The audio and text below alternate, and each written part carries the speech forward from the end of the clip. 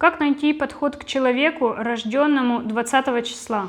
Нужно понять, что двадцатки, у них два полюса. У каждой циферки есть какой-то дисбаланс. И у двадцатки такие два полюса, абсолютно противоположные. С одной стороны, они такие очень теплые, мягкие, податливые, готовые на все. А потом в какой-то момент это обрывается, они становятся супер-супер холодные.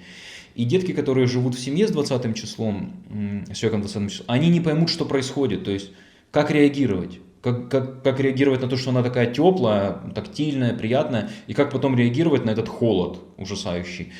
И плохое сочетание, допустим, когда семерочка, да, рядышком, потому что семерка, она сама по себе имеет такую природу, в какой компании она находится, таким она и становится, переопыляется в этой компании. То есть как ты к семерке относишься, так она и будет к тебе относиться. И у двадцатки эти два полюса, ее кидают туда-сюда, и семерка может плохо реагировать и так дальше. То есть вот нужно понимать это просто особенность такую.